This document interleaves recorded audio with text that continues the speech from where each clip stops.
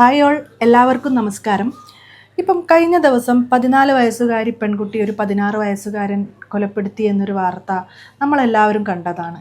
ശരിക്കും 16 വയസ്സുകാരൻ തന്നെയാണോ പ്രതി? നിങ്ങൾക്കെന്താണ് തോന്നുന്നത്? എനിക്ക് തോന്നുന്നത് ഇവന് ഈ ഒരു സാഹചര്യത്തിലേക്ക്, ഈ ഒരു അറ്റംപ്റ്റിലേക്ക് എത്തിച്ചത് ശരിക്കും ഇവൻ്റെ ഉള്ളിലെ ലഹരിയാണ്. അങ്ങനെയാണെങ്കിൽ ഇവൻ ഈ ലഹരി, ഒരു 16 വയസ്സുള്ള ഒരു കുട്ടിക്ക് ലഹരി എത്തിച്ചു കൊടുക്കുന്നത് ആരോ, അവരല്ലേ ശരിക്കുള്ള പ്രതി? എപ്പോഴും ചിന്തിച്ച് നോക്കേണ്ട കാര്യമുണ്ട്. ഒരു 15 വയസ്സ് 16 വയസ്സ് ഒക്കെയുള്ള കുട്ടികളുടെ കയ്യിൽ എങ്ങനെയാണ്, എവിടെ നിന്നാണ് ഈ ലഹരി വസ്തുക്കൾ എത്തുന്നത്? ഇവരെ കയ്യിൽ ഈ എത്തിക്കുന്ന ആൾ അതാരായാലും അവരാണ് യഥാർത്ഥ കുറ്റവാളികൾ. ഈ സമൂഹത്തിനെ തന്നെ ഇല്ലാതാക്കാൻ, ഈ സമൂഹത്തിൽ വളർന്നു വരുന്ന കുട്ടികളെ ഇല്ലാതാക്കാൻ വേണ്ടി ശ്രമിക്കുന്ന ഇത്തരക്കാരെ നമ്മൾ സൂക്ഷിക്കണം. നമ്മൾ അവർക്ക് വേണ്ടി കൈ ഉയർത്തണം, നമ്മളെ നാവ് കൊണ്ട് ശബ്ദമുയർത്തണം. ഇല്ലെങ്കിൽ ഒരുപാട് ഇത്തരം കുട്ടികളുണ്ടാവും.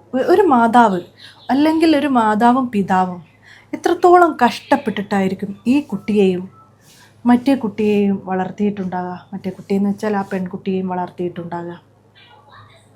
നന്നായിട്ട് പോകുന്നത് നമ്മൾ കേട്ടപ്പോൾ തന്നെ അറിയാം. 10ാം ക്ലാസ്സിലൊക്കെ പഠിക്കുന്ന സമയത്ത് ഈ ആൺകുട്ടി വളരെ നല്ല കുട്ടിയായിരുന്നു, ആ സമൂഹത്തിൽ ഉപകാരമുള്ള കുട്ടിയായിരുന്നു, എല്ലാവരും പറഞ്ഞാൽ കേൾക്കുന്ന ഒരു കുട്ടിയായിരുന്നു, നല്ല അച്ചടക്കത്തോട് നടക്കുന്ന ഒരു കുട്ടിയായിരുന്നു. അച്ഛനും അമ്മയ്ക്കും ഈ കുട്ടിയിൽ ഒരുപാട് പ്രതീക്ഷയുണ്ട്. 10ാം ക്ലാസ് ഒരു 15 വയസ്സ് വരെ വളർത്തിയെടുക്കണം എന്നുണ്ടെങ്കിൽ ആ മാതാപിതാക്കൾ എത്രത്തോളം കഷ്ടപ്പെട്ടിട്ടുണ്ടാവും. അങ്ങനെ വളർത്തിയെടുത്ത ഒരു കുട്ടിയുടെ അടുത്തേക്ക് അറിഞ്ഞോ അറിയാതെയോ ഈ മയക്കുമരുന്നിൻ്റെ ഡോസ് കിട്ടിക്കൊണ്ടിരിക്കുകയാണ്, അത് എത്തിച്ചു കൊടുത്തുകൊണ്ടിരിക്കുകയാണ്. ഒന്നും അറിയാതെ ഈ കുട്ടിയുടെ കയ്യിലേക്ക് ഈ മയക്കുമരുന്ന് കൊണ്ടുവെക്കുന്ന അയാളാണ് യഥാർത്ഥത്തിലുള്ള കുറ്റവാളി. നമ്മളെ സമൂഹത്തിൽ നമ്മൾ ഏറ്റവും കൂടുതൽ പേടിക്കേണ്ടത് ഇത്തരക്കാരെയാണ്. ഇവർ നമ്മൾ സമാധാനത്തോട് സന്തോഷത്തോടു കൂടി പോകുന്ന നമ്മളെ കുടുംബത്തെ, നമ്മളെ സന്തോഷത്തെയാണ് ഇവർ ഇല്ലാതാക്കാൻ പോകുന്നത്, ഇല്ലാതാക്കിക്കൊണ്ടിരിക്കുന്നത്. അങ്ങനെ എത്ര കുടുംബങ്ങളാണ് ഇന്ന് വേദനിച്ച് കഴിയുന്നത്, പേടിച്ച് കഴിയുന്നത്? അത് നിങ്ങൾ എപ്പോഴെങ്കിലും ഓർത്തിട്ടുണ്ടോ? അപ്പം ഈ പോലീസാണെങ്കിലും ഇപ്പം അന്വേഷിച്ചു കൊണ്ടിരിക്കുന്ന ഈ പോലീസ് ഈ കുട്ടിയുടെ കയ്യിലേക്ക് എങ്ങനെയാണ് ഈ മയക്കുമരുന്ന് എത്തുന്നത് എന്ന് കണ്ടെത്തണം. ഈ കുട്ടിയെ ശിക്ഷിക്കുന്നതോടൊപ്പം തന്നെ ഈ കുറ്റവാളിയെയും ശിക്ഷിക്കണം. ശരിക്കും തൂക്കുകയർ ഇവർക്കാണ് വേണ്ടത്. ഇവർ നമ്മുടെ സമൂഹത്തിലെ ഒന്നല്ല ഒട്ടനവധി പേരെയാണ് നശിപ്പിച്ചു കൊണ്ടിരിക്കുന്നത്. ഈ കുട്ടികൾക്കൊന്നും അറിയില്ല. ഈ കുട്ടികൾ ഒരു മുട്ടായി ആണെന്ന് വിചാരിച്ചിട്ടാണ് ഇത്തരം സാധനങ്ങളൊക്കെ വാങ്ങി കഴിക്കുന്നത്. പിന്നീട് അതിലേക്ക് അഡിക്റ്റായി പോവുകയാണ്. പിന്നെ അവരുടെ ചിന്തകൾ മാറിപ്പോവുകയാണ്. പിന്നെ അവർക്കതില്ലാതെ പറ്റാതാവുകയാണ്. എന്നിട്ട് അവർ ഭ്രാന്തമായ ചിന്തയിൽ എന്തൊക്കെയോ ചിന്തിച്ച് മാതാപിതാക്കളെ കൊല്ലുന്നു, എന്തെങ്കിലും ഒരു പ്രശ്നമുണ്ടാകുമ്പോൾ അവരെ ഉപദ്രവിക്കുന്നു, അധ്യാപകന്മാർക്ക് നേരെ ചീറിപ്പായുന്നു, ഇങ്ങനെ പ്രണയിച്ച പെൺകുട്ടിയെ കൊല്ലുന്നു. ഇങ്ങനെയൊക്കെയുള്ള അവസ്ഥയിലേക്ക് ഇവർ എത്തിക്കുന്നത് ശരിക്കും നമ്മൾ സമൂഹത്തിൽ ഒന്നിനും കൊള്ളാത്ത ചിലരാണ്. ഇവരെയാണ് നമ്മൾ പേടിച്ചുകൊണ്ടിരിക്കേണ്ടത്. ശരിക്കും ശിക്ഷയും ഇവർക്ക് തന്നെയാണ് വേണ്ടത്. ഇങ്ങനത്തെ ഏത് ലഹരിയുടെ കേസ് വരികയാണെന്നുണ്ടെങ്കിൽ ഇവരുടെ കയ്യിലേക്ക് ആരാണോ എത്തിക്കുന്നത് അവരും പിടിക്കപ്പെടണം. ഒരു അറബി കൺട്രിയിലുള്ള നിയമങ്ങൾ ഇവിടെയും കൊണ്ടുവരണം. അല്ലാതെ ഇപ്പം ഒരു ലഹരി കടത്തുകാരനെ പിടിച്ചാൽ, സ്മഗ്ലിംഗ് പിടിച്ചാൽ, അതല്ലെങ്കിൽ MDMA ആയിട്ട് ഒരാളെ പിടിച്ചാൽ ഏകദേശം ഒരു 3 മാസം ഇവർക്ക് ജയിൽവാസം. അത് കഴിഞ്ഞാൽ പിന്നെ അവർ സുഖമായിട്ട് പുറത്ത് കടന്ന് അടുത്ത വർക്ക്, ഇതിലും നല്ല വർക്കിൽ, കാരണം വെച്ചാൽ ജനങ്ങളെല്ലാവരും അറിഞ്ഞ് അപ്പം നല്ലൊരു പേരും ചാർത്തി തന്നു. MDMA കൊള്ളാലോ. അപ്പം സമൂഹത്തിൽ ഇവരിങ്ങനെ വിലസി നടക്കുകയാണ്. ഇവരെ ആർക്കും തൊടാൻ പറ്റില്ല. ഇവരെങ്ങനെ പോയാലും ഇവർക്ക് പണം ഇറക്കാൻ അപ്പുറത്തെ ആൾക്കാരുണ്ട്, ജാമ്യത്തിൽ ഇറക്കാനും മറ്റിനൊക്കെ അവർക്ക് പ്രൊട്ടക്ഷൻ എന്ന പോലെ ആൾക്കാരുണ്ട്. അപ്പം ഇവർക്ക് ജയിലിൽ പോകുന്നൊരു പ്രശ്നമല്ല. കയ്യിൽ ഇഷ്ടം പോലെ പണം മതി, അവർക്ക് ആസ്വദിച്ച് ജീവിക്കാനുള്ള വകുപ്പ് മതി. അത് അവർ ഏതൊക്കെയോ മാർഗത്തിലൂടെ ഏതൊക്കെയോ മാർഗം എന്ന് നോക്കുന്നേരം ഈ മാർഗങ്ങളിലൊന്നാണ് നമ്മളെ കുഞ്ഞുങ്ങളെ ഉപയോഗിച്ച് നമ്മളെ സന്തോഷങ്ങളെ, നമ്മളെ പ്രതീക്ഷകളെ, നമ്മളെ ആഗ്രഹങ്ങളെ ഒക്കെയാണ് ഇവർ ഇതിലേക്ക് വലിച്ചു കൊണ്ടുപോകുന്നത്. അതോടുകൂടി നമ്മൾ തീർന്ന് നമ്മൾക്കിനി ഒന്നുമില്ല. കാരണം നമ്മളെ മക്കൾ നമ്മളെ നഷ്ടപ്പെടുന്നതോടുകൂടി നമ്മൾക്കൊന്നുമില്ല. അവരെ നശിപ്പിച്ചു കഴിഞ്ഞു. അങ്ങനെ ആവുന്നേരം നമ്മളിനി എന്ത് ചെയ്യും? നമ്മളെ സമൂഹം എന്ത് ചെയ്യും? ഇതാണ് ഞാനിപ്പോൾ ചിന്തിച്ചുകൊണ്ടിരിക്കുന്നത്. എങ്ങനെയാണ് ഈ ഒരു മാറ്റം? ഈ ദിവസം എന്ന് പറഞ്ഞാലോ, ദിവസം നമ്മൾ കേട്ടുകൊണ്ടിരിക്കുന്നത് മയക്കുമരുന്നിന് അടിമയായിട്ടുള്ള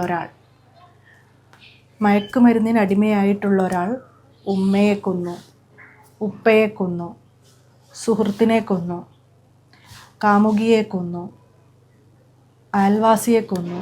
എന്നാൽ ഈ കൊല്ലുന്നതിനൊന്നും വ്യക്തമായിട്ടുള്ളൊരു കാരണം ഉണ്ടാവില്ല. അത്രയേറെ ചിറകളിൽ അവരെ ഉറക്കം കെടുത്തുന്ന പകയോ മറ്റു കാര്യങ്ങളോ ഒന്നും ഉണ്ടാവില്ല. അതല്ലെങ്കിൽ അവരെ സ്വർണത്തിനോ പണത്തിനോ അങ്ങനെയൊന്നും ഉണ്ടാവില്ല. നിസ്സാര കാരണങ്ങളായിരിക്കും. നിസ്സാര കാരണത്തിന് പോയിട്ട് സ്വന്തം ഉമ്മയാണ് എന്ന് പോലും ഓർക്കാതെ, തന്നെ നൊന്ത് പ്രസവിച്ച ഉമ്മയാണ്, തനിക്കിനി ജീവിതത്തിൽ മുന്നോട്ട് വേണ്ടത് ഉമ്മയാണ് എന്ന് പോലും ഓർക്കാതെ ആ മാതാവിനെ ഒറ്റയടിക്ക് കൊല്ലാൻ ഈ മകന് കഴിയുന്നു. അത് ആ മകനല്ല ചെയ്യുന്നത്, ആ മകൻ്റെ ഉള്ളിലുള്ള ലഹരിയാണ് ചെയ്യുന്നത്. അവന് ജയിലിലേക്ക് കൊണ്ടുപോയി എല്ലാവർക്കും ഭയങ്കര സന്തോഷമായിരുന്നു, നിനക്ക് അങ്ങനെ തന്നെ വേണമെന്ന്. അപ്പോൾ അവനെന്തെന്നാണ്, എന്തോ ഒരു രാജാവിനെയൊക്കെ കൊണ്ടുപോകും പോലെയാണ് എന്നൊക്കെ പറഞ്ഞിട്ടാണ് അവന് ജയിലിലേക്ക് പോകുന്നത്. പ്രതി പോകുന്ന പോക്കേ ഷോനത് എന്തോ ഒരു രാജ്യത്തിനൊക്കെ വേണ്ടിയിട്ട് വലിയ എന്തോ ഒരു കാര്യം ചെയ്തോണാണോ ഇതിൽ പോകുന്നത്. അവൻ അതൊന്നും ഒരു കുഴപ്പമേ ഇല്ല, അവൻ അതൊന്നും ചിന്തിക്കാനുള്ള ഇതില്ല. പക്ഷെ അവൻ പിടിക്കപ്പെട്ടപ്പോഴാണ് നമുക്ക് സമാധാനമുള്ളത്. അവൻ പിടിക്കപ്പെട്ട അവൻ ജയിലിലാണ്.